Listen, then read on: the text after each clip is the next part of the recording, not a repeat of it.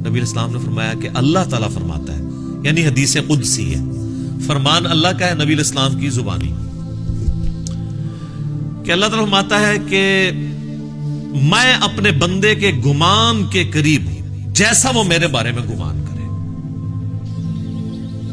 یعنی اگر وہ میرے بارے میں اچھا گمان رکھتا ہے نا تو میں اس کے ساتھ اچھائی کے ساتھ پیش ہوں، اور اگر میرے بارے میں برا گمان رکھتا ہے تو میں پھر اس کے ساتھ اسی اعتبار سے پیش ہوں. اس کا یہ مطلب نہیں کہ آپ اللہ سے بغاوت کریں، مرضی اپنی کی زندگی گزاریں کہ جی میرا گمان بڑا اچھا ہے.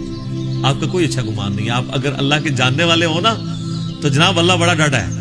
مرنے سے پہلے ہے مسلمان، کر لے اس پہ غور. قرآن کا خدا اور ہے اور بابوں کا خدا اور. قرآن کا جہاں اور ہے، بابوں کا جہاں اور. منوس آدمی ہو ٹھیک، وہ یہ جہاں ہی ہو رہا ہے بھائی.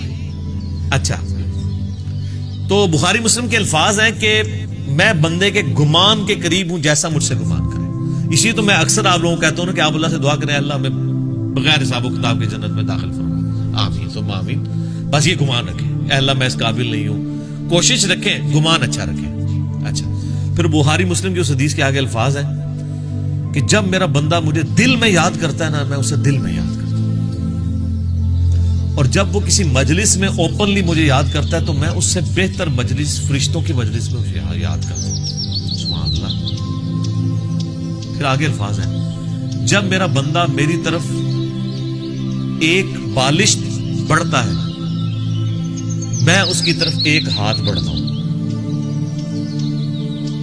اور جو میری طرف ایک ہاتھ بڑھتا ہے میں اس کی طرف دو ہاتھ بڑھتا ہوں. اگر وہ میری طرف چل کے آتا ہے میں اس کی طرف دوڑ کے آتا ہوں.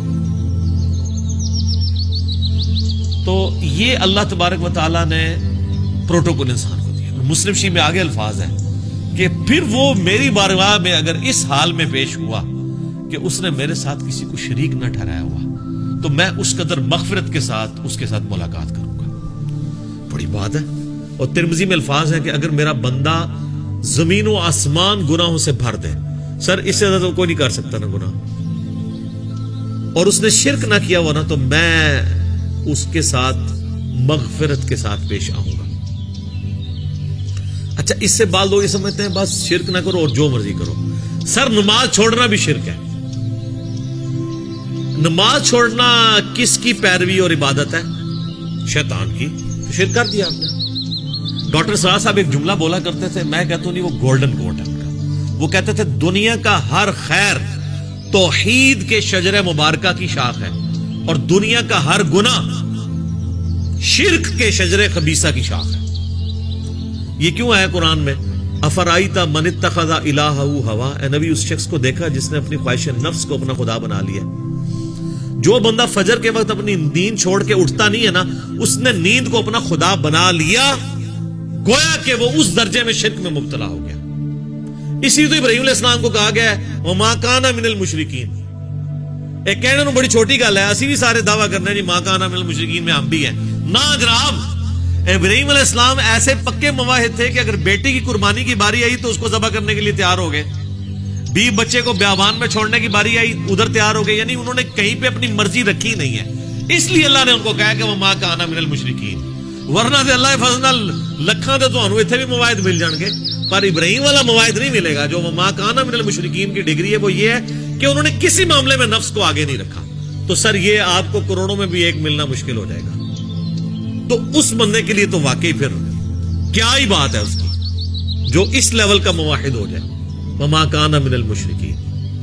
وہ تو جناب مسند احمد میں حدیث ہے، مشکات میں بھی آئی ہے، جس نے دکھلاوے کے لیے نماز پڑھی اس نے شرک کیا، جس نے دکھلاوے کے لیے روزہ رکھا اس نے شرک کیا، جس نے دکھلاوے کے لیے صدقہ کیا اس نے بھی شرک کیا.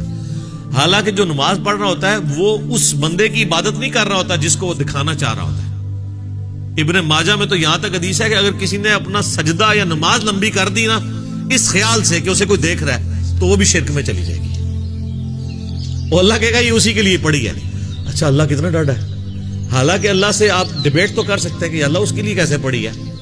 سجدہ تجھے کیا، اسے تو میں اپنی طرح کا انسان مانتا ہوں، معبود تجھے مانتا ہوں، مجھے کدھر اس کے کھاتے میں ڈال دیا. ہاں، اگر اسے ریاکاری کی ڈیفینیشن پتا ہوگی نا اور اللہ تعالیٰ کا غیرت مند ہونا پتا ہوگا نا تو اللہ سے بڑا غیور کوئی نہیں ہے. اللہ کہتا ہے جس نے ذرا سا کسی اور کی رضا شامل کی فارغ. اسی لیے ریاکاری کو کہا گیا ہے شرک اصغر, چھوٹا شرک. یہ بڑا کریٹیکل معاملہ ہے.